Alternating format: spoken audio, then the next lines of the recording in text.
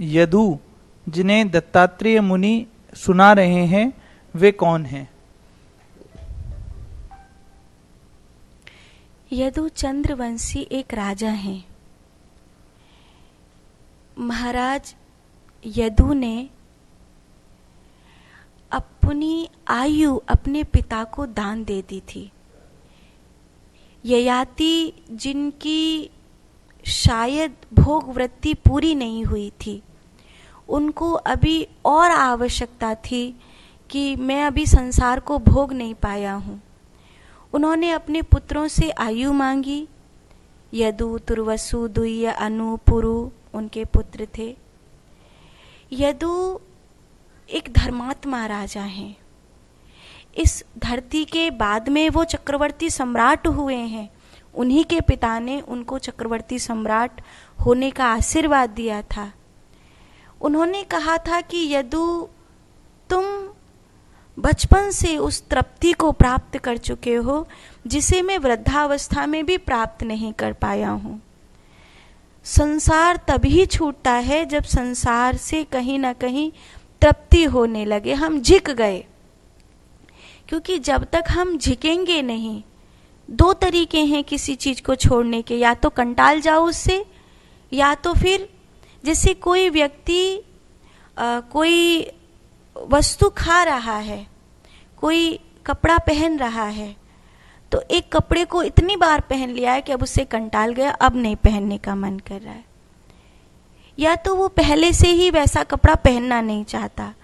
कोई मिष्ठान है, कोई रसगुल्ला है, उसने खाया, या तो इतना अधिक खा लिया कि अब उससे कंटाल गया, झिक गया, अब नहीं खाना है, या फिर उस पहले से ही वो तृप्त है कि मुझे खाना ही नहीं है।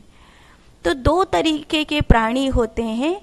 या तो वो संसार से झिककर संसार को छोड़ते हैं, वो कंटाल जाते हैं संसार से, या तो वो संसार को देखकर ही तृप्त हो जाते हैं।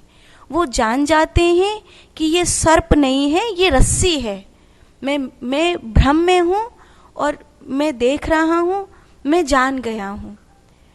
वो बहुत भाग्यशाली हैं जो तृप्त हो गए हैं, भोग कर तृप्त हुए हैं। आने में समय लगेगा। जितना पश्चिम की ओर गए हो ना, पूरब की ओर जाने के लिए पहले तो आपको वहां आना पड़ेगा जहां से आप पश्चिम की ओर गए थे, फिर आप पूरब की ओर बढ़ेंगे। आपने बहुत रसगुल्ले खा लिए, आप झिक गए, तो पहले तो आपको नॉर्मल होना पड़ेगा क्योंकि आपने इतना अधिक खाया है। बाद में आप तृप्ति की ओर आगे बढ़ेंगे। तो यात्रा बड़ी हो जाती है। और जो बालपन से ऐसे होते हैं जो देखकर तृप्त हो जाते हैं, गड्ढे में गिरकर ये जाना कि अरे यहाँ पर गड्ढा था, तो उसे गड्ढे से निकलने के लिए जतन करना पड़ेगा, फिर वो आगे बढ़ेगा। लेकिन जो ये देखकर ही जान गया कि दूसरा गिरा है अर्थात मैं भी गिरूंगा, फिर वो बचकर उससे निकल जाता है। तो यदु एक ऐसे राजा हैं जिन्होंने अपने पिता को तृप्ति दी। उनके पिता तृप्त नहीं हो रहे थे, तब ययाति ने 1000 वर्ष तक उस जीवन को जिया जो उनकी पुत्र की आयु थी। और बाद में जब इस संसार से तृप्त होकर वो जाने लगे, तो महाराज ययाति जिनकी 5 संतानें हैं, यदु, तुर्वसु, दुह्य, अनु, पुरु, तो इन सभी संतानों का प्रेम राजा के प्रति है। महाराज पुरु कम नहीं है। महाराज पुरु ने अपने पिता के लिए वो सब कुछ किया जो उनके पिता चाहते थे। लेकिन यदु में एक तृप्ति है, यदु में एक जीवन का ज्ञान है। यदु से अपने पिता को जीवन की वो शिक्षा मिली जिससे यदु इस संसार से मुक्त हो गए। इसलिए राजा यदु बहुत महत्वपूर्ण है। यदु से ही ये बाद में चंद्रवंश यदुवंश कहलाया।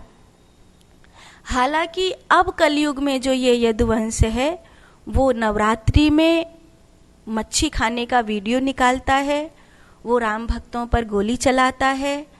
अब वो कहीं ना कहीं भारत को फिर से गुलामी के कगार पर ले जाने के लिए षड्यंत्रकारियों का साथ देता है। सभी बुरे नहीं हैं, ये मैं नहीं कह रही हूँ कि सभी बुरे हैं, पर कहीं ना कहीं कलंक तो लिया ही है, कहीं ना कहीं दुनिया देख तो रही ही है। पर उस समय जो चंद्रवंश, जैसे सूर्यवंश महाराज रघु के बाद रघुवंश कहलाया, ऐसे ही चंद्रवंश महाराज यदु के बाद यदुवंश कहलाया है। ये वही महाराज यदु हैं। अपने पिता को संसार से तृप्त करने के बाद, अपने पिता को आत्मज्ञान देने के बाद, महाराज यदु जो चक्रवर्ती सम्राट हैं, जो जनक की नाई संसार को भोगते हैं, पर सर्वथा पानी में पड़ी हुई तेल की बूंद की तरह, जैसे पानी में तेल की बूंद पड़ी हो तो वो पानी से एकदम अलग होती है, ऊपर ही ऊपर तैरती रहती है, ऐसे ही वो कीचड़ में खिले हुए कमल की नाई अलग ही थे। और जब उनको दत्तात्रेय भगवान मिले तो उस आत्मज्ञान की विलक्षण चर्चा हुई, जिसे कोई आत्मज्ञानी अपने से ही कह सकता है, किसी संसारी से नहीं कह सकता। मैंने क्या जाना, मैंने क्या समझा, कैसे सीखा, ये किसी दूसरे से नहीं कहा जा सकता।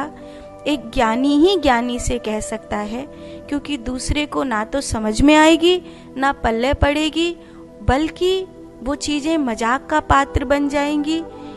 अभी भी मैं जो कह रही हूँ वो जीवन जीने के लिए एक इशारा मात्र है। थोड़ी सी अनुभूति जरूर कहती हूँ।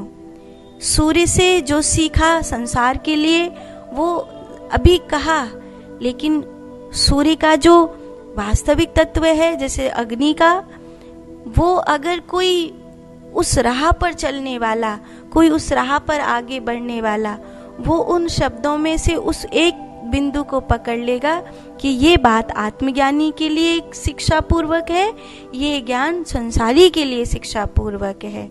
एक ही चीज से आप 10 चीजें सीख सकते हैं, 10 बातें आप उससे अलग अलग निकाल सकते हैं। तो आप जहाँ हैं आप वहीं पर उसको सही ढंग से सीखें, ऐसा मेरा भाव है। तो जो दत्तात्रेय भगवान यदु से कह रहे हैं, जो भगवान कृष्ण उद्धव से कह रहे हैं, वो आत्मज्ञान की एक विलक्षण चर्चा है, जो किसी अंतरंग शिष्य गुरु अपने शिष्य से कहते हैं, मैंने पाया तू भी पा सकता है। साधु।